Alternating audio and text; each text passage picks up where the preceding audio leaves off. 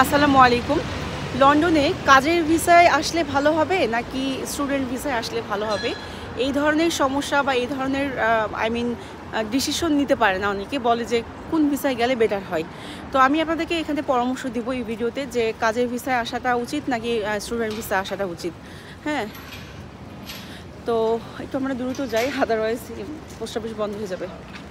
আপনাদের ভাইয়া আছে আমার সাথে, মোহাম্মদ আছে, আমি আপনাদেরকে ভিডিও শেয়ার করতেছি। ভাবলাম যে এটা খুবই ইম্পর্ট্যান্ট প্রত্যেকটা মানুষের জন্য, কারণ তারা সিদ্ধান্ত নিতে পারে না।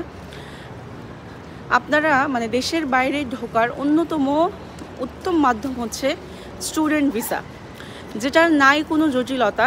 আপনার যোগ্যতা অনুযায়ী আপনার সার্টিফিকেট থাকলে, আপনি যদি পড়াশোনা শিক্ষিত হন, আপনি জাস্ট সেই দেশের নিয়ম, সেই ইউনিভার্সিটির রিকোয়ারমেন্ট অনুসারে অ্যাপ্লাই করলেই ইনশাল্লাহ আপনি কিন্তু সেই দেশে চলে যেতে পারবেন। হ্যাঁ, এবং খুবই ইজি। পৃথিবীর প্রত্যেকটা দেশে স্টুডেন্ট ভিসা আমার মনে হয় সহজ অন্যান্য কাজের ভিসা থেকে।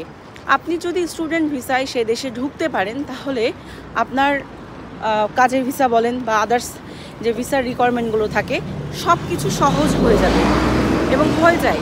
হ্যাঁ, যেমন আমি স্টুডেন্ট ভিসায় রাশিয়াতে ঢুকছি, তারপরে হচ্ছে স্টুডেন্ট ভিসায় ওখান থেকে শেষ করে দেন কিন্তু আমি এখানে আসছি, লন্ডনে আসছি। এখন কিন্তু আমি স্টুডেন্ট ভিসায় নেই। হ্যাঁ, তো আমার এই ভিসাটা চেঞ্জ হয়েছে। প্রথমে কিন্তু আপনার একটা দেশে ঢুকতে হবে, বাট কাজের ভিসায় হয় কি, অনেক সময় অনেক নিয়ম পরিবর্তন হয়, অনেক জটিলতা পার করতে হয়।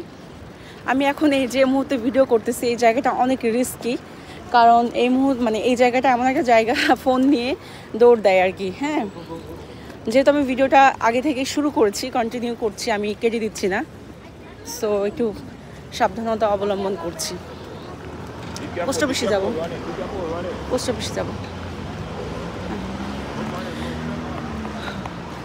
তো এই তো আর কি, তো যেটা বলতেছিলাম আর কি, তো আপনাদেরকে এই বিষয়গুলো হচ্ছে কিন্তু মেনটেন করতে হবে।